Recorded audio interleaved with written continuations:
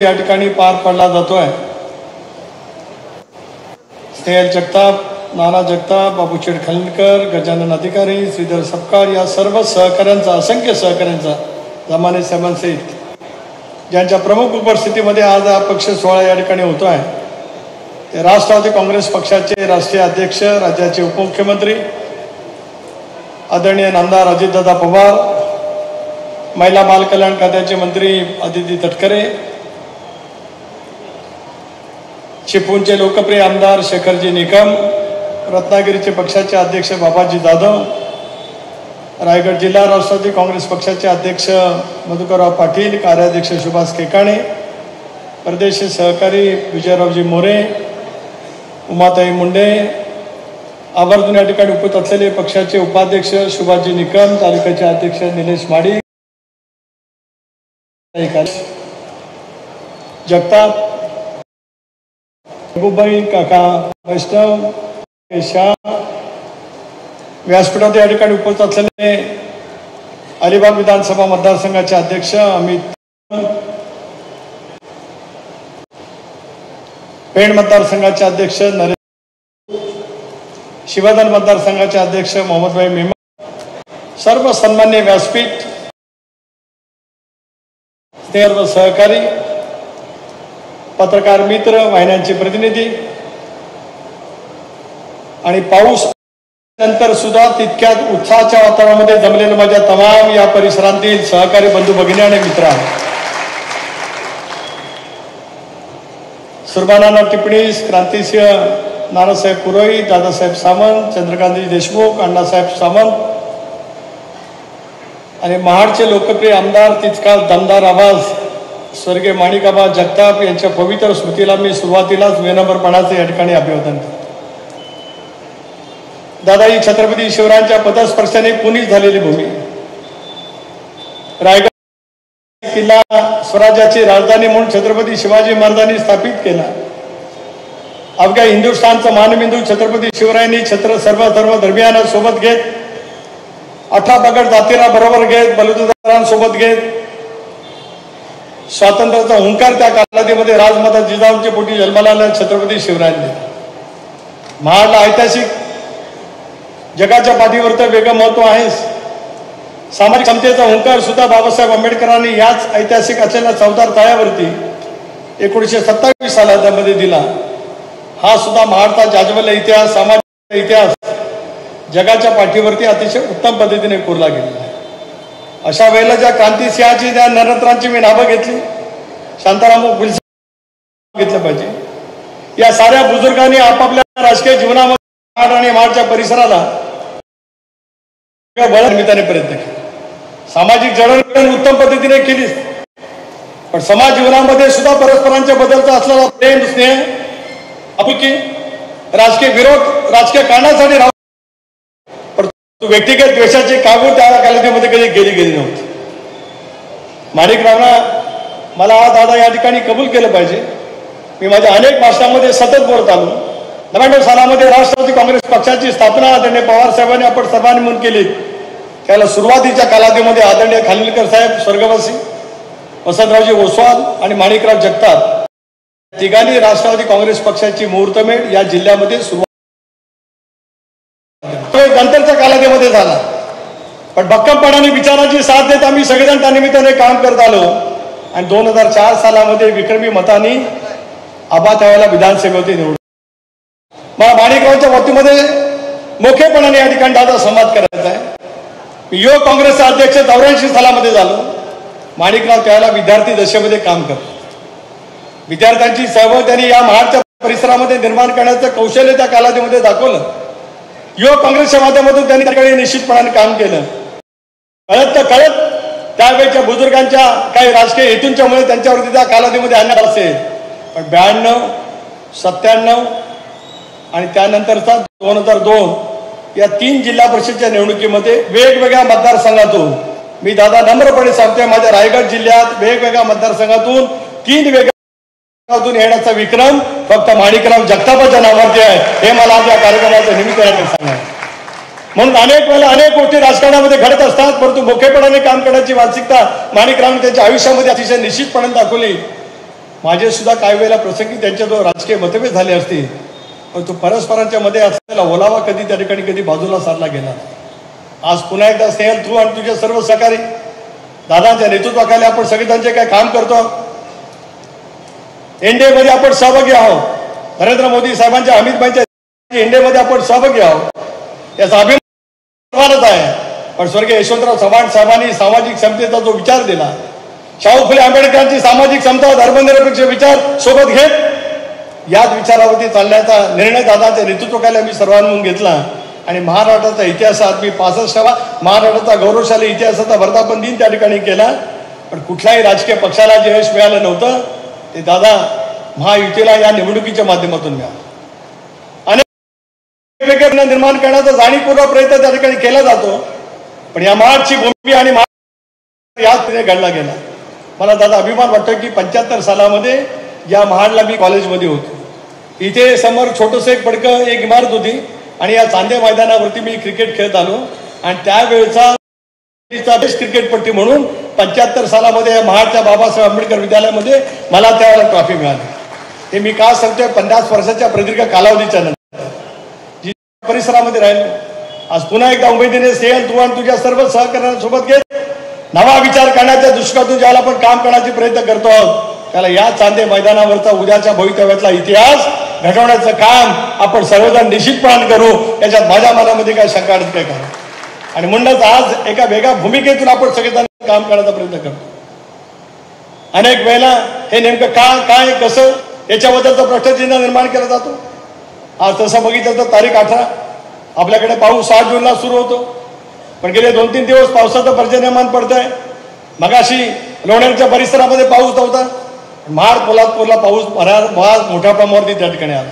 निसर्गाला सुद्धा असं वाटलं की स्नेहल आणि तिचे सर्व सहकारी दादांच्या उपस्थितीमध्ये प्रवेश करतायत, आपण पण बरसावं असं निसर्गाला वाटलं म्हणून पाऊस बरं. काही दिवस बलगाना केलं. आमची शक्ती इतकी मोठी आहे की पाऊस सुद्धा आमच्या भीतीपोटी.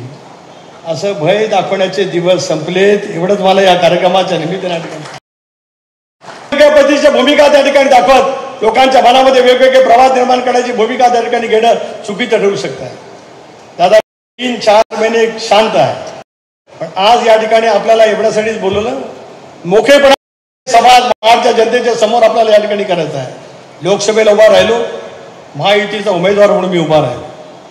भारतीय जनता पक्ष असेल, शिवसेना असेल, राष्ट्र काँग्रेस पक्ष मतदार असेल, या सर्वांनीच मिळून एक फार मोठी ताकद या लोकसभेच्या निवडणुकीच्या माध्यमातून माझ्यासारख्या कार्यकर्त्याच्या पाठीमागे उभी.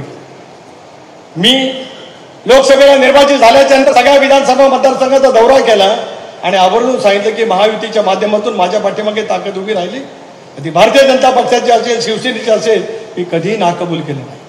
त्याचबरोबर ती आज या ठिकाणी चांदे मैदानावरती सांगतोय की स्नेहल आणि तिच्या सर्व कार्यकर्त्यांनी सुद्धा माझ्यासाठी एक मत दिलं नाही. तिने त्यावेळेला महाविकास आघाडीचे जे उमेदवार आहेत त्यांच्या पाठीमागे निष्ठेने विचाराच्या माध्यमातून ज्या ठिकाणी काम करत होती त्या माध्यमातून तिने त्या ठिकाणी काम केलं.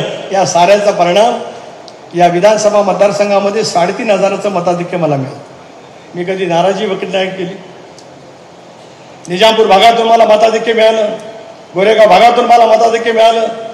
मतमोडीच्या वेळेला महाड पोलादपूर मधला पेट्या यायच्या त्याला अनेकच पण तिथं आत होता की नव्हता यावेळेला नव्हता. पण बाकीची सगळी मंडळी माझ्यासोबत होती. नाना वगैरे तिकडच्या बाजूला होते आणि त्यावेळेला पेट्या फुटायच्या त्याला बी बिछाड्यावरती 3,500चं मताधिक्य मी कधी कोणाला दोष दिला. विधानसभेच्या निवडणुकीमध्ये सुद्धा मी अर्ज भरायला महायुतीच्या ऐतिहासिक असलेल्या शिवाजी महाराज चौकात त्या ठिकाणी आला. माझं जे काय मनोगत व्यक्त करायचं तर तुम्ही केलं. राष्ट्रवादी काँग्रेस पक्षाच्या घड्याळाच्या चिन्हावरती उभा राहणारा उमेदवारांचा अर्ज त्या दिवशी भरायचा होता. नजीबुल्ला सहित अनेकांचा अर्ज भरायचा होता. पण मी त्या ठिकाणी गेलो नाही. मला वाटतं शेखरजी तुमचा पण अर्ज त्या दिवशी कदाचित भरला गेला असेल. पण मी आपल्याकडे फक्त तिथून मी इथे मांडला. माझ्या सांगण्याचा मतीचा अर्थ असा. आणि आजही मी वीरेश्वर मंदिराच्या ठिकाणी सांगतोय राष्ट्रवादी काँग्रेस पक्षाची पूर्णपणाची ताकद महायुतीच्या उमेदवारांच्या पाठीमागे आम्ही स्पष्ट उभी केली होती. हे सुद्धा वीरेश्वर महाराजांची शपथ घेऊन हा सुनील तटकरे ऐतिहासिक चांदे मैदानावरती सांगतोय. मी घरीच मांडतो आज या ठिकाणी. मला 3,500चं मताधिक्य. जे निर्वाचित झाले ते किती हजार मतांनी निवडून आले? 27,000 की 29,000? 26,000. या मतदारसंघात राष्ट्रवादी काँग्रेस पक्षाची 30,000 मतं बँडेड आहे, घड्याळाच्या चिन्हावरती बांधली गेलेली मतं आहेत, असं तेच अनेक वेळेला सभांमध्ये सांगत आले. माझी मतं तर मला 100% पडली असती, 30,000 मतं, आणि मला 3,500चं मताधिक्य मिळालं. 26,000. माझ्या 30,000 मत त्यांना नाही मिळालं असं मी गृहीत धरलं, नाही मिळालं असं ते म्हणतात, आरोप करतात, नाही मिळालं असं गृहीत धरलं, तर ते 26,000 मतांनी निवडून आले. 26 अधिक 30, 60,000 मतांनी मला माझ्या निवडणुकीमध्ये धागा दिला असं जर का मी म्हटलं तर काय आपली अवस्था होईल, याचा विचार त्या ठिकाणी करण्याची आवश्यकता आहे. तर त्याचा विचार ज्याला करायचा असेल त्यांनी करावं. हा आरोप सुनील तटकरे करत नाही. ज्या बाबतीमध्ये तुम्ही मांडणी करण्याचा प्रयत्न कराल त्याला माझ्यासारखा कार्यकर्ता सुद्धा गप्प राहील अशातला का भाग नाही. मी संयमी आहे. याचा अर्थ संयमाचा कर्णलोट करण्यासाठी वेडबाकडा कुठल्याही पद्धतीचा विचार काढले जात असतील ते अत्यंत अयोग्य ठरू शकते. मी अनुभवलं, ज्यावेळेला आपण दादा शिर्डीला होतो, आदितीचे पालकमंत्री म्हणून राज्य सरकारने मुख्यमंत्र्यांनी त्या ठिकाणी नेमणूक केली. याच बिरवाडी फाट्यावरती आठलागे शब्दामध्ये शिव्यांची लाखोली सुनील तटकरेला वाहिली. चुकूनही तोंडातला ब्र शब्द मी काढला नाही. लाखोली भाई, लाखोली. तो व्हिडिओ सुद्धा सगळीकडे फिरला. मी काय राजकारणामध्ये शेवटी निर्णय त्या ठिकाणी पक्षश्रेष्ठी त्या ठिकाणी घेत असतात, पण तो वेगवेगळ्या पद्धतीची भूमिका त्या ठिकाणी दाखवत लोकांच्या मनामध्ये आपण काहीतरी करतो अशा गोष्टी भूमिका दाखवण्याचा प्रयत्न केला जात असतो. तरी सुद्धा संयम आपण त्या ठिकाणी ठेवला. गोरेगावच्या सभेमध्ये सुद्धा त्याच पद्धतीने बोललं गेलं तरी सुद्धा मी या ठिकाणी बोललो नाही. आज माझं जाहीर आव्हान आहे, एक असा मतदार सांगावा की ज्यांनी सुनील तटकरे सांगितलं की या वेळेला त्यांच्या बाजूने मतदान करा. राजकीय सुद्धा माझ्यासारखा कार्यकर्ता राहणार नाही. नाहीतर तुमची 60,000 मतं माझ्या वेळेला कुठे गेली त्याचा हिशोब तुम्हाला काहीतरी सांगायला लागेल. हे सुद्धा मला या कार्यक्रमाच्या निमित्ताने या ठिकाणी सांगा. सोबत आहोत, महायुतीमध्ये आहोत. देवेंद्रच्या दादांच्या एकनाथरावच्या नेतृत्वाखाली आज महाराष्ट्राचं गतिमान सरकार अशा वेळेला सेल आणि तुझे असंख्य सहकारी नावं घ्यावीत असे असंख्य जुन्या भावाचे सगळे सहकारी आणि एकेकाळी आम्ही सर्वांनी एकत्रित काम केलं. आता हे बाबूशेठ कालकर या महाड विधानसभा मतदारसंघाचे अध्यक्ष, त्यावेळेला उमेदवारांनी सांगितलं की यांची पक्षातून हकालपट्टी करा. पट्टी केली. बाबूशेठ कालकरांना पक्षातून काढण्याचा आदेश आता मी राष्ट्रीय पातळीवर स्वतःचा अध्यक्ष म्हणून त्या ठिकाणी केला. आणि त्यांचे जिल्हा प्रमुख आदितीच्या मतदारसंघात कार्लास गावाच्या हॉटेलामध्ये उमेदवार जे त्या ठिकाणी शिवसेनेचे होते त्यांच्या समेत हितगुज करताना फोटो आला. मी त्यांना विचारले हे काय, मला त्यांनी सांगितलं मी त्यांना आज पदावर काढीन, उद्या पदावर काढीन, परवा काढीन. शेवटपर्यंत त्यांना काय पदावर काढलं नाही. माझा कधी आग्रह राहिला नव्हता.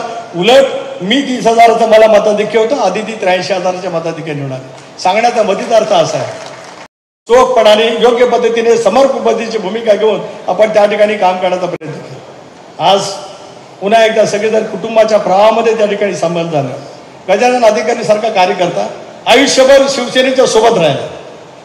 4 वेळा मी माणगाव विधानसभा मतदारसंघातून निर्वाचित झालो आणि गजानन अधिकारी कधी माझ्या सोबत येऊ शकले नाही. यावेळेला त्यांनी निर्णय मनापासूनचा घेतला आणि आज गजानन अधिकारी राष्ट्रवादी काँग्रेस मध्ये सहभागी होत आहेत, त्याचा सुद्धा आनंदाने उल्लेख करतो. आमचा समीर शेट्टे 6-7 वर्षापूर्वी काय कारणाच्यामुळे बाजूला गेला, पुन्हा एकदा आपण सोबत येण्याचं काम करतो.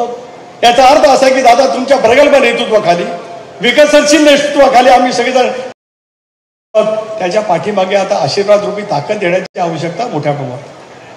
मला स्नेहल तुझं कौतुक केलं पाहिजे. करोनासारख्या भयंकर कालावधीमध्ये आम्हाला त्या आजाराने ग्रासलं. दादा 22 जुलैला आपण सगळेजण पुण्यात होतो. प्रचंड पाऊस होता. तुमच्या जन्मदिनाच्या दिवशीच रात्री आलो आणि रात्रीच महाडला राजेवाडीपासून प्रचंड पूर त्या ठिकाणी आला. मी सुत्रावडीला येईपर्यंत तर तिथूनच पायी चालत महाडच्या परिसरामध्ये आला. आदिती सुद्धा पावसामध्ये या ठिकाणी फिरत आली आणि ज्या दिवशी महाडमध्ये पुराच्या पाण्याचं झालं त्या दिवशी आबाचं झालं. पण एखाद्या वाघिणीसारखी वडिलांचं पितृक्षेत्र हरपलं असताना सुद्धा महाडकरांच्या सेवेसाठी तू उभी राहिली, त्याचं तुझं कौतुक या सर्व जनसमुदायाच्या समोर या ठिकाणी करतो. पितृछत्र हरपलेलं असताना 24 तासाच्या आत माझं दुःख माझ्याजवळ असेल, पण माझ्या समाजाचं दुःख माझ्या मोठं आहे तरुण वयामध्ये दाखवणारे या पद्धतीने समाजकारणामध्ये काम करेल याच्यात आमच्या कोणाच्या मनामध्ये ती मात्र शंका काय का. राजकारणामध्ये अनेक वेळेला अनेक क्षण निर्माण होत असतात, अशी चढ उतार येतात, अनेक गोष्टी घडत असतात ज्यावेळेला तुमचं नेतृत्व सिद्ध करण्याची तुम्हाला आवश्यकता असते. आधी तू फिरत आलीस, तू पण पोलादपूरला गेलीस, ते या संबंधात शहरामध्ये फिरत होती. मी तर पूर आला त्या दिवशी सकाळी 6:30 वाजता 7 वाजता महाडच्या बाजारपेठेमध्ये होतो. संबंध बाजारपेठ दादा, गाड्यांच्या वरती गाड्या, एका गाड्यांवरती 3-3 गाड्या, इतकं मध्ये पुराचं पाणी प्रचंड वेगाने त्या ठिकाणी आलेलं होतं. त्याच्यातून भयावह असा पूर महानी त्यावेळेला अनुभवला. नंतर काही उपाययोजना केल्या गेल्या, त्याच्यात आपली मदत मोठ्या प्रमाणावरती झाली. सावित्री नदीचा काळ काढण्यासाठी नियंत्रण उपलब्ध करून दिला. एकनाथराव शिंदे सुद्धा त्या कालावधीमध्ये आले. उद्धवजी त्यावेळेला मुख्यमंत्री होते, एकनाथराव नगर विकास खात्याचे मंत्री होते. आपत्तीच्या कालावधीमध्ये एकनाथराव सुद्धा धावून आले. महाराष्ट्रासाठी आम्ही सर्वांनी सामुदायिकरित्या त्यावेळेला काम केलं आणि त्याच्यातून आज पुन्हा एकदा महाडचं जनजीवन उभं राहिलेलं पाहायला मिळत आहे. महाड हे स्वाभिमानी माण्याचं असलेलं शहर आहे. महापुराच्या तडाख्यात पुन्हा हे असं कोणाच्या मनामध्ये विश्वास नव्हता, पण आजच्या महाडच्या बाजारपेठेत किंवा आळ्यामध्ये फिरलं तर 4 वर्षापूर्वी पुराने या महाडकरांना घातलं होतं असं जरा सुद्धा आपल्याला अनुभवायला मिळू शकत नाही. इतक्या महाडकरांनी दाखवलेली ताकद आणि शक्ती आपल्याला पाहायला मिळू शकते. अनेक प्रकारची उकल करायची आहे. कोल्हापूरच्या परिसरामध्ये MIDC निर्माण करणं आवश्यक आहे.